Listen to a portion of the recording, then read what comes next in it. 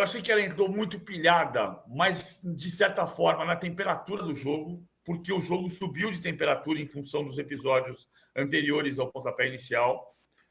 Acho que o time teve bons momentos, mesmo no primeiro tempo, que quase não teve jogo até os 30 minutos. O time estava nervoso a ponto de tomar 2 cartões amarelos em 13 minutos. E o jogo era picado toda hora. Todo o tempo inteiro picado. O time conseguia circular a bola, conseguia agrupar jogadores do lado direito, principalmente, que é uma diferença em relação aos jogos com Neymar e Vinícius Júnior, quando o time pende para o lado esquerdo, diferentemente do Fluminense e do Fernando Diniz. Teve a chance mais clara do primeiro tempo na bola que o Molina tira em cima da linha, e depois a chance mais clara do jogo, na jogada do Gabriel Jesus, que passa pelo Romero, deixa o Martinelli na cara do gol e o Martinelli finaliza mal, o Emiliano Martinez salva. Não era uma partida tecnicamente boa de nenhum dos dois lados, até pelo nervosismo, mas o Brasil teve chance de ganhar o jogo. Aí, acho que peca um pouco pelo fato desse outro, eu acho que tem 2 aspectos da crise da seleção hoje, 3. Os técnicos interinos, a renovação forçada e a adaptação ao sistema do Fernando Diniz. Um jogo que você não castiga, um time mais experiente mata. Foi o que aconteceu. Bola parada de novo, jogo aéreo pela terceira vez. Dos 7 gols que o Fernando Diniz sofreu como técnico da seleção, 3 são pelo alto. O Diniz fala muito do ponto de vista positivo, taticamente, porque ele quer jogar isso para dentro do grupo, mas era Brasil e Argentina. O Brasil está em 6º lugar e tinha que ganhar o jogo. Tinha que ganhar o jogo. A gente pode entender perfeitamente todos os motivos desse momento ruim da seleção. Mas era um jogo para definir na bola do Martinelli. E o Brasil não definiu e aí depois sofreu, Igor. Infelizmente, a gente acertou o palpite de ontem, né, Razan?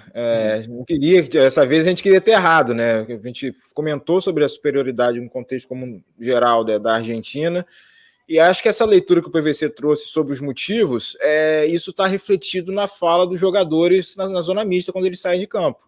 Eles estão muito conscientes, mas não conseguem executar, né? De que há esse problema. Eles reconhecem essa questão da sucessão, que é uma mudança de ciclo e uma mudança conturbada de ciclo, não foi algo pacificado, porque essa implementação do sistema do Diniz e da chegada do Diniz, ela já se dá em jogos valendo, né? Jogos que o cara precisa chegar a 1000 por hora, por mais que a estreia tenha sido contra a Bolívia, tenha sido um 5-1, mas valendo 3 pontos de fato e não em amistosos, onde o ambiente é muito mais confortável para você começar a trabalhar e a margem de erro é muito maior. Então, isso que o PVC mencionou é o que está no discurso dos jogadores também, do treinador, da mudança de treinador, da mudança de filosofia, da falta de treino e desse contexto geral aí que atrapalhem muito a seleção brasileira, e a gente tem um ano terrível como teve, né? Já está tendo nesse desfecho de 2023, uma seleção que ficou devendo e muito. Para a gente lembrar, a última vez que a seleção ficou em 6º lugar nas eliminatórias, o Dunga foi demitido. Acredito que isso não vai acontecer agora, por enquanto, até porque o Fernando Diniz já é uma solução paliativa para uma CBF que aguarda o Ancelotti. Mas, enfim, é um cenário que a gente fica incerto aí sobre o que vai acontecer nos próximos anos, no ano que vem, né, nos próximos amistosos, em março contra a Espanha e Inglaterra, em termos de desempenho, ainda mais com esse ato tão grande que vai ter aí, vai ter que...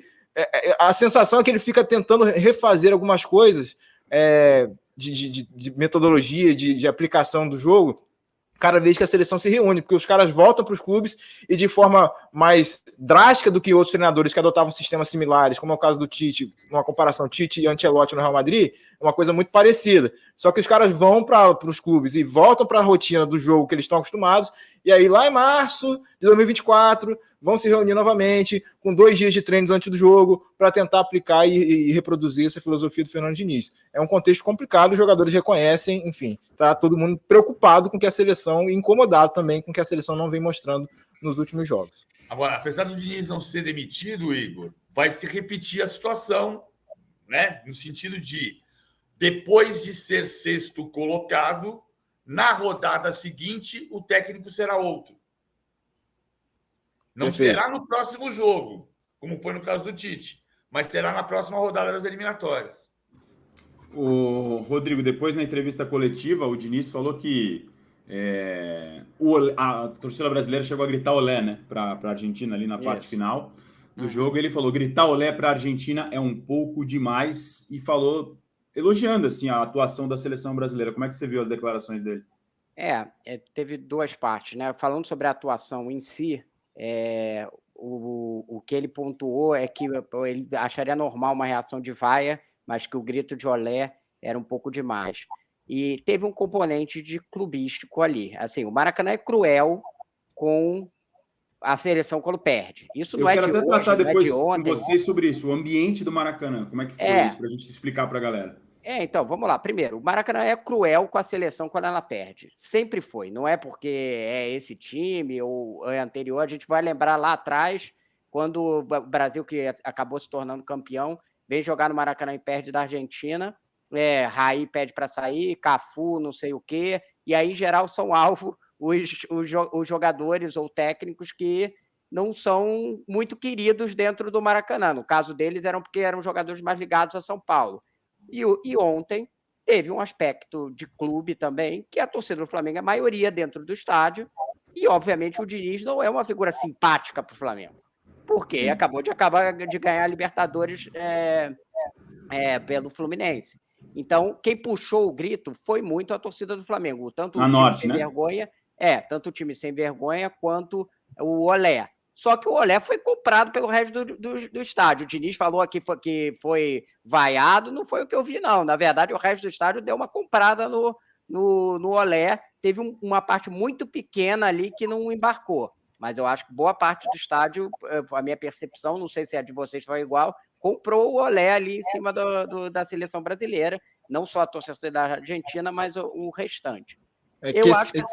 Oi, desculpa, Rodrigo. Não, eu ia falar que esse grito de time sem vergonha tá na ponta da língua da torcida do Flamengo, né, ultimamente. Então, tá fácil sair. É a torcida mais brava atualmente, né? Isso. Digamos assim, a mais impaciente. Não é que ela não tenha torcido pelo Brasil, torceu pelo Brasil, mas aí no momento que a coisa dá errada, ela fala assim, quer saber? Exatamente, é isso, é mais ou menos nesse sentido. E aí, colocado esse elemento, eu acho que se a gente analisar o jogo, de fato, o Olé é um pouco demais. O Brasil jogou melhor que a Argentina. Isso que eu ia falar, o Brasil não jogou. Aliás, eu quero o voto de vocês na enquete, perdão, porque eu não pedi o voto e já temos mais de 800 votos. Para vocês, na derrota para a Argentina, o Brasil foi derrotado merecidamente, a maioria acha que sim, 56%. Opção B, jogou melhor e merecia vencer, com menos votos até aqui, 14%, ou poderia ter empatado. O que você acha, Rodrigo? Então, não teve nenhum erro de arbitragem, né? Então o resultado foi justo. Perfeito. Mas se a gente for falar em merecimento, como diz o antecessor do Diniz Tite, e no desempenho que é no jogo, o Brasil eu acho que jogou um pouco melhor que a Argentina. Não foi nenhum massacre, mas ele jogou um pouco melhor. Ele consertou ali defeitos de marcação, inclusive cometendo muitas faltas. Então, qual foi o problema contra a Colômbia? O Brasil não foi agressivo na marcação. E o Brasil entrou extremamente agressivo na marcação. Teve o componente... Com a pimenta ainda do componente da briga, né? Isso, o PVC, óbvio que ele tem razão, teve o componente da briga, mas também teve o componente que ele tinha mandado os caras serem agressivos. Então o Brasil fez 16 faltas no primeiro tempo, 26 no total. É muita falta. Não dá para dizer também que o time está marcando super eficiente fazendo 16 faltas, né? 26 faltas no total. Perdeu muito bote. Exatamente. Foram 3 cartões no primeiro tempo. O último do Carlos Augusto, ele entra ali, dá uma entrada para evitar um contra-ataque que ia sair claro ali para a Argentina, né? O Jesus entra também duro ali, quando ele tomou o amarelo. Enfim, o time foi bastante duro e o primeiro jogo não teve muito jogo. Ficou o Brasil entrando forte, a Argentina com 4 no meio de campo, então ela também não entrou para ser ofensiva, treinou ali, entrou para pelo menos estar bem composta. Então não teve muito jogo. Fora essa bola que é um escanteio que o Martinelli dá e salva em cima da linha, qual foi a grande chance? Não teve. No segundo tempo, achei que o Brasil jogou um pouco mais. Criou mais um pouco, não foi nada brilhante. O final teve 8 conclusões a gol, 4 no gol. Mas a melhor jogada é a do Jesus arrancando, que sobra para o Martinelli. Mas teve alguns outros lances ali de articulação pelos lados, ainda com muito problema para fazer o passe final, para ganhar ali nas disputas finais, na conclusão final, enfim, com falta de detalhe ali, né? E aí a outra parte, então foi isso. E aí eu fico com a análise do Scaloni, que foi até uma análise que um repórter brasileiro da Rádio Gaúcha, o José Roberto de Andrade, falou na coletiva e o Scaloni concordou. Ele falou assim, olha, foi um jogo que um outro time apresentou ideias interessantes, jovens, que no futuro podem render, e que o time mais consolidado, que é o time que já está com o jogo consolidado, acabou ganhando o jogo. Isso acontece muito no futebol. Quando um jogo fica meio vivo, o time consolidado tende a ganhar. E foi o que sabe aconteceu. Matar, né? Isso, exatamente. O Brasil falhou, né? Teve uma falha defensiva da bola alta, né? Por isso eu acho justo. Exatamente por isso eu acho justo. Porque ganhou a experiência. É o ônus de ter um time renovado. Mas é justo porque ganhou um time experiente. É uma leitura também, é verdade. É uma leitura possível. E é isso. No final das contas, se não teve erro de arbitragem, o placar foi justo. Agora, aí tem o outro lado, que é a leitura. Bom, continua, Razão. Estou falando demais aqui. Não, o Igor ia completar. Não, é só interessante desse ponto de vista da agressividade. Também, Igor, por favor. Eu acho que foi o melhor do jogo do Brasil dos 4 últimos, dos 4 recentes. Mas, enfim, isso não é suficiente, então a Argentina ganhou com absoluta justiça. E desse ponto da agressividade que o Rodrigo mencionou, esse monte de falta aí, o Gabriel Jesus falou com a gente depois na saída que foi o primeiro Brasil-Argentina que o Brasil bateu também, segundo ele, né? E dos outros o Brasil só apanhava, e esse foi o primeiro jogo que o Brasil bateu também. Aí ele, claro que a gente não é para bater. O Brasil já bateu bastante, o Brasil e a Argentina também, né? Deixa eu contar uma história aqui em função desse comentário. E de uma outra preocupação que pode ser uma mistura de alhos com bugalhos, mas que eu faço na minha cabeça, que é a presença do Milei. É o Brasil e a Argentina após Milei. Né? E o Milei ameaçou não falar com o presidente da República do Brasil, ameaçou romper relações diplomáticas do Brasil, tem a questão do Mercosul, tem tudo posto. O Brasil bateu na história e tem um período de 10 anos em que o Brasil e a Argentina romperam relações, não os países, mas as confederações, AFA e CBD, por causa de 2 jogos em que os argentinos lamentavam terem sido agredidos. E o Brasil tem uma visão diferente. Em 1945, o primeiro jogo da Copa Rock em São Januário, o zagueiro chamado Salomão, Batalheiro Salomão, o zagueiro chamado Batalheiro, se machucou e quebrou a perna em São Januário numa dividida com o Ademir de Menezes. O Batalheiro aqui no Brasil disse que não era um problema, foi sem maldade, chegou na Argentina, mudou o discurso e inflamou todo mundo para o jogo seguinte, que aconteceu em fevereiro de 46, no Monumental de Nunes. E no começo do jogo, o batalheiro que sofreu a fratura em São Januário desfila numa maca no Monumental de Nunes. E isso levanta os ânimos da torcida. O jogo começa mais ríspido ainda, um pouco do que aconteceu ontem. E no começo do jogo, o Zizinho entra numa bola que adianta uma bola, divide com o Salomão, outro zagueiro, e o Salomão quebra a perna. E tem uma batalha campal no Monumental de Nunes, são expulsos o Chico, ponta esquerda do Vasco, e o De La Mata da Argentina, e isso implica no episódio de 10 anos sem enfrentamentos entre Brasil e Argentina e relações cortadas entre CBD e AFA. Atribui-se, inclusive, a ausência da Argentina na Copa do Mundo de 50, embora não tenha sido só por isso, também a esse episódio e as relações cortadas entre CBD e AFA. Então, não é verdade que Brasil e Argentina sempre um jogo em que os argentinos bateram e os brasileiros apanharam. Coitadinho de nós. Não é assim. Aliás, aí a PM do Rio está aí para isso, para provar que não é isso. Exatamente. Né? Exatamente isso. Ainda tem isso. Só para registrar um superchat que chegou por aqui, do Daniel, ele está falando sobre o árbitro, Piero Mazza, que foi acusado de violência doméstica no começo do ano e continua arbitrando conflitos em campo. Brasil foi mal na opinião dele, mas é a integridade do apito. Obrigado pelo superchat, o Daniel. A gente fez uma reportagem, inclusive, a respeito disso na época, sobre essa acusação da esposa dele de violência doméstica. Foi em fevereiro deste ano de 2023. O Piero Mazza, que, convenhamos, foi um capítulo à parte, uma arbitragem caótica, não? Foi péssimo. Eu não gostei, não. Eu achei que no primeiro tempo, inclusive, achei que o Brasil bateu mais, fez muito mais falta, inclusive está comprovado aqui 16-6, mas a Argentina tinha pelo menos 1 ou 2 amarelinhos ali no primeiro tempo que poderia ter saído também, que não foram dados. Ele conduziu Era um jogo difícil, já pela circunstância. Ficou mais difícil ainda. Mas não dá para dizer que ele conduziu bem, né? Realmente, primeiro que eu não conheço o caso específico, mas se é uma coisa comprovada, com condenação, ele deveria estar pitando, né? Pois é.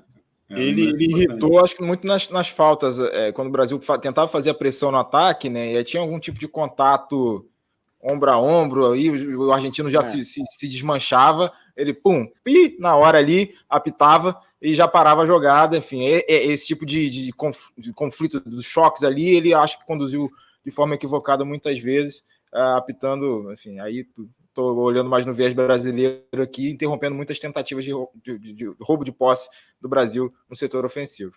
Agora, tem o que eu ia citar aqui, só razão, tem umas boas notícias, eu acho, que ficaram meio escondidas nessas 2 datas FIFA, digamos assim, meio catastróficas, né?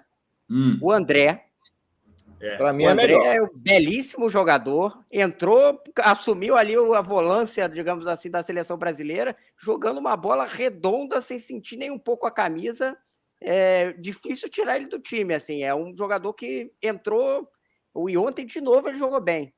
E outro que eu acho que acompanha ele nesse caso é o Martinelli. Muito bem também nos 2 jogos, apesar de ter perdido o gol ontem. Um jogador que mostrou disposição para exercer uma função diferente, velocidade, brio ali para enfrentar, às vezes, 2, 3 adversários. Acho que foi um jogador que foi muito bem. No trio eu acrescentaria também o Gabriel Magalhães, que entrou bem como zagueiro.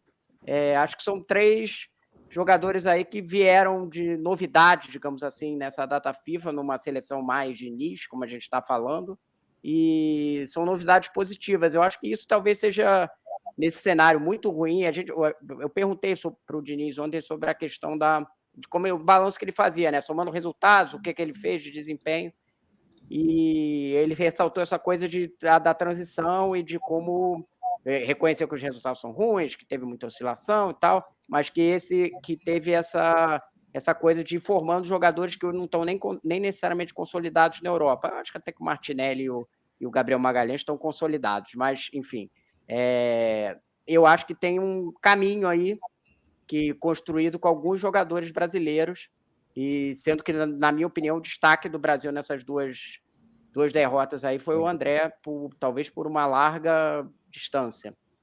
Eu acho também, eu concordo com você, praticamente com tudo. O André acabou falhando no gol, mas é uma falha que não é só dele, né? Então, o André jogou muito bem. O André é corajoso, o André tem passe, o André tem visão de jogo.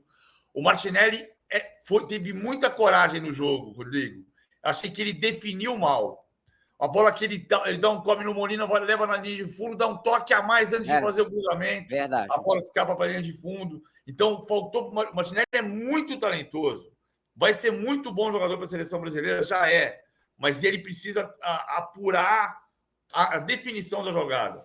E aí eu não estou falando por causa do lance do gol, que tem o mérito do Dibu Martínez também. O Gabriel Jesus na zona mista, Igor, não sei se foi você que presenciou essa declaração. É uma declaração que talvez até para os torcedores de redes sociais podem pegar, recortar e usar isso até para viralizar como meme, né? Dada a falta e escassez de gols dele na seleção brasileira. Explica para a gente um pouco do contexto dessa declaração do Gabriel Jesus, que foi a escolha do Diniz para começar entre os titulares. O Gabriel Jesus ele tem sido mais sincero consigo mesmo, enfim, nas declarações sobre a análise do que ele tem apresentado, do que ele tem para oferecer na seleção brasileira. Essa frase aí, o gol eu acredito que não seja o meu ponto forte, ela vem dentro de um contexto de que é uma pergunta sobre as críticas a ele pela falta de gols, pela falta de, enfim, de números positivos em termos da estatística que a gente considera mais relevante do centroavante, que é bola na casinha, gol. E aí ele estava contando como que ele mudou mentalmente, né, a perspectiva sobre as críticas que chegavam em relação a ele, né, na diferença dos 2 ciclos de Copa do Mundo anteriores que ele participou. Então ele estava se colocando como um jogador muito mais maduro e se reconhecendo como um jogador que ele nunca foi na base, no Palmeiras, ele não nasceu para o futebol como esse centroavante, camisa 9. Ele é um jogador de muita participação e mobilidade, gerar jogo. Foi assim que ele surgiu, foi alçado e entrou num contexto do time do Tite, que os gols vieram em profusão, né? Logo de cara, 2 contra o Equador naquele saudoso 3-0 lá logo na estreia em 2016. E, enfim, e aí ele está uma forma de se mostrar para o público: olha, talvez eu não seja o que vocês esperam. O gol, eu acredito que não seja o meu ponto forte, mas eu ofereço outras alternativas que podem gerar gol, e esse foi o tom da declaração dele depois da partida de ontem. Então ele tem tentado trabalhar consigo mesmo, de entender o que é o Gabriel Jesus. Antigamente, uma outra declaração que ele trouxe na volta dele na data FIFA anterior, sobre eu só queria ser o camisa 9, mas hoje eu não quero mais ser só o camisa 9. Então ele está se reconhecendo como jogador para que essa cobrança também por gol toda hora não o atrapalhe. Essa é a leitura que eu faço sobre o que ele disse e como ele tem se manifestado. Então o Gabriel está tentando se enxergar: eu não sou um camisa 9. Vamos lá, no Brasil, eu não sou um Germancano, que a bola vem, bate e entra. Nessa linha que eu estou entendendo o que o Gabriel está querendo dizer. Eu posso contribuir muito com o time, em outras formas, estou aqui dedicado para contribuir em muitas outras formas. O Diniz gosta de mim por todas essas formas, mas o gol, ele, sendo sincero, não é o meu ponto forte, mas estou aqui para ajudar de outras condições. Tinha uma coisa, eu estou até procurando aqui o número exato, mas na base, ele não era um centroavante, estou de acordo. Mas ele chegou como grande esperança da base do Palmeiras, no momento que a base estava se reformulando, porque ele tinha um número de 32 gols em 33 jogos. Ele era um fenômeno de gols na base. Ele era um fenômeno de gol na base. Mesmo sendo um ponta de lança, mais do que um centroavante, ele fazia gol todo jogo. Por isso que se olhava para ele. Já o menino era o Borel. O apelido dele era Borel, que depois ele abandonou e virou Gabriel Jesus. Mas era todo mundo olhava, ia ver o jogo da base, depois tinha aquela história de que, parecido com o Henrique, mas no momento de mais carência da torcida do Palmeiras, que o Oswaldo Oliveira era o técnico, a torcida gritava: Gabriel! Gabriel! Agora, ele foi artilheiro do Brasileiro, né? Vamos lembrar que ele foi artilheiro do Brasileiro no ano dele de estreia, né? 19 gols, eu acho que ele fez. É uma média de meio gol ali, não é tão baixa, né? A questão eu vou fazer uma brincadeira aqui. Eu acho o Gabriel um bom jogador e tal. Mas assim, se o Gabriel não faz gol, o Richarlison não faz gol, alguém vai ter que fazer gol, né? Beleza, nem todo mundo tem a característica de fazer gol, mas alguém vai ter que fazer gol, né? Pois é, se ninguém tem, aí fica mais difícil para a seleção brasileira. Para ver se ia completar alguma coisa? Não, eu ia falar, ele fez um gol só no campeonato inglês, até agora, nessa temporada, mas ele teve lesão, né? Ele estava um mês sem jogar, voltou a jogar ontem. E quando eu digo, eu não acho que era para escalar o Gabriel Jesus ontem, mas ele fez um bom jogo. Ele teve uma boa atuação. E a principal jogada ali do Martinelli, ele que prepara, né, o lance. Agora, acho que não era para ser ele o escalado, na minha opinião, por dois motivos. Para ter um jogo de meio campo mais sólido, que era minha principal alegação, e, se não fosse ele, o Hendrick, pelo momento do Hendrick. Não estou dizendo que o Gabriel Jesus tem que pegar o Gabriel Jesus e despachar e mandar embora para Londres. Não se trata disso. Antes do PVC... Diga, Rodrigo, falar. Uma coisa que me chamou a atenção é que, dentro dessa coisa de clubismo que a gente já falou ali, o Hendrick superou isso. É impressionante a empatia que ele tem, né? Ele, quando entrou em campo, o estádio inteiro, e ele vibrou no Palmeiras, né? Poderia causar ali alguma... O próprio Jesus não é um cara muito querido ali no Maracanã, não foi super aplaudido quando... Mas o Hendrick se sobrepõe a isso. É um jogador que criou uma empatia com a torcida brasileira instantânea. Isso é pensado, tá? Isso é estratégia, isso é um movimento. Mas tá funcionando, né? Muito parecido com o que foi feito com o Vinícius Júnior, essa tentativa de ser um ídolo, uma referência para todas as torcidas. Então, é um preparo com ele para ser essa figura. E ele, pela personalidade que ele tem, pela forma que ele se coloca, enfim, acho que consegue executar, e a prova realmente, como você falou, Rodrigo, o Maracanã ontem, num terreno completamente desvinculado a Palmeiras e tal. E ele sendo muito bem recebido, enfim. E numa situação adversa do jogo, né? Sim. Não, então, é isso que eu ia falar. A atuação dele acabou bem prejudicada, é até difícil analisar pelo contexto, né, do jogo. Estava quando ele entrou, né? Também na Colômbia, né? O segundo jogo que ele entra na furado, naufragando, enfim, de avaliação do que foi o Hendrick dentro de campo. Ele tentando, até voltou para buscar um pouco o jogo, fazendo o que teoricamente seria papel de outro jogador, mas era um contexto bem difícil ali. Vocês diriam, então, que o Endrick superou o clubismo? Dentro do Maracanã, sim. Tem o André que jogou bem, foi vaiado ali quando foi apresentado, né? Que vem jogando bem. Antes da pancadaria aí, teve meio que um comecinho de Fla-Flu ali, ensaiaram, né? Um grito de Fluminense do lado, grito de Flamengo do outro, tava se desenhando, e se não fosse as cenas piores que a gente viu do dia. Sempre foi assim. Maracanã, eu já fui muito jogo da seleção no Maracanã, sempre tem essa coisa da torcida carioca torcer, marcar ali o ponto do seu time dentro do negócio. Não é só a do Flamengo, é que normalmente tem um contraponto entre Flamengo e Vasco, antigamente. E hoje o contraponto entre Flamengo e Fluminense. Até teve alguns cantos da torcida do Vasco também. Mas eu achei, assim, não sei se a percepção de vocês, eu achei o ambiente insosso, assim, cara, da seleção, da torcida mesmo, torcida de seleção. Não sei se é o padrão, vocês estão mais acostumados. Não, pode ser. O Maracanã já teve momentos muito legais da seleção. Aquele final da Copa das Confederações é um exemplo, que a torcida jogou muito com o time. Sim. Então, não é verdade que seja um estádio indiferente ou que não torça com a seleção. Ele, quando se envolve, bastante... ajuda muito mesmo. Mas não foi... Talvez tenha a ver com a briga, talvez tenha a ver com esse mau humor ali do jogo não ter engatado em nenhum momento, não teve grandes chances, né? Pode ter várias explicações aí, mas eu concordo contigo também. Ou com a renda de 19 milhões também, né? Que já era um papel... que foi vaiada, né? Mas eu já achei muito pior em outras vezes. Por exemplo, o Brasil-Equador em 2007.